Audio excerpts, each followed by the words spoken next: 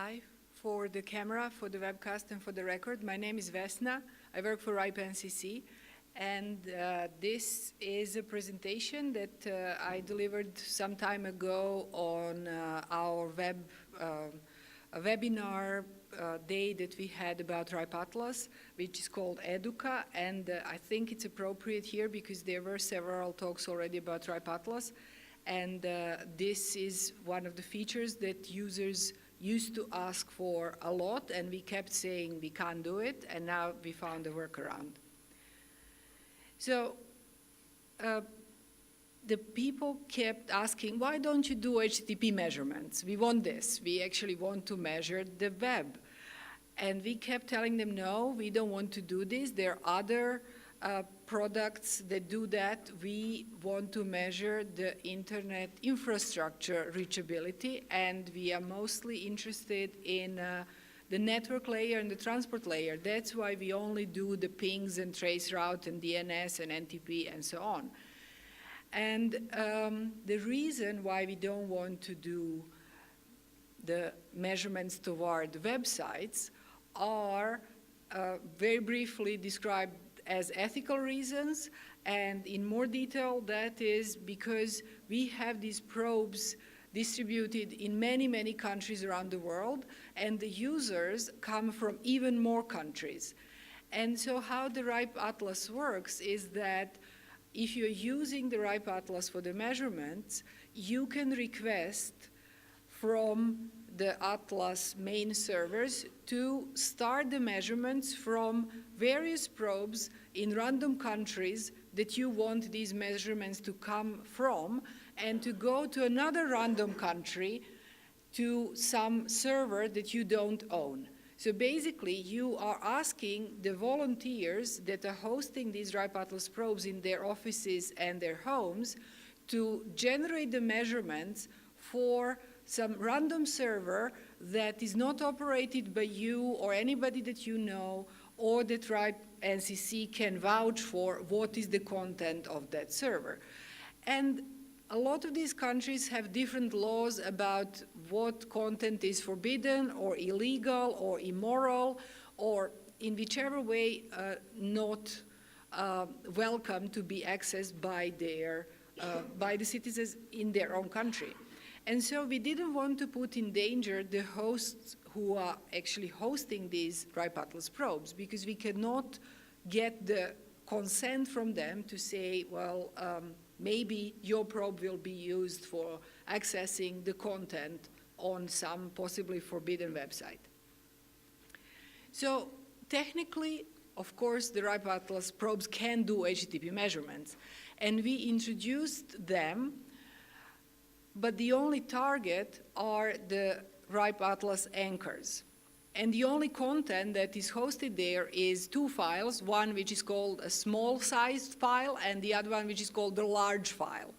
And so you can measure the reachability of the HTTP content of the servers that you don't really care about, because they're anchors, and you can only find it useful if they're situated in your own network. So for some people that is useful, for other people that's not so useful, and they kept asking, please let us target the random websites around the internet. And we kept telling them no, because they must be hosted by the people who have cats at their homes, and we don't want to be nasty to the cats. And so we want to protect the users, we want to protect the hosts, and we want to protect the cats. And this is also a mandatory cat picture for every presentation, so we found one that actually has the cat and the RIPE Atlas probe in the same picture, so that's a great achievement. I have the whole other presentation about other ethical reasons and so on, but this one is about the web measurements. So one of our researchers actually found a workaround. So if you are interested in the network delays to the web servers, you can actually simulate this HTTP measurement by using a special traceroute, a TCP traceroute.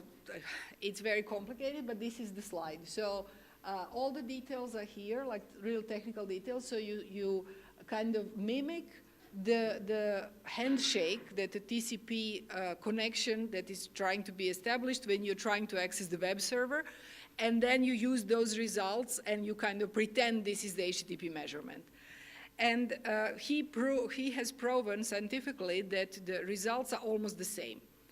So how do you practically do that? Well, there is a web interface, and then you just click around and choose some specific options, and that's it. So it's just yet another measurement, but you don't have to recreate it yourself. He did it for you, so you can do it this way. Or you can use the command line tools. This is another way to introduce to you. We do have command line tools. You can download them from GitHub. There is a lot of documentation. It is included in many distributions of your favorite Linux BSD. And so this is just what you have to do to kind of emulate the HTTP measurement.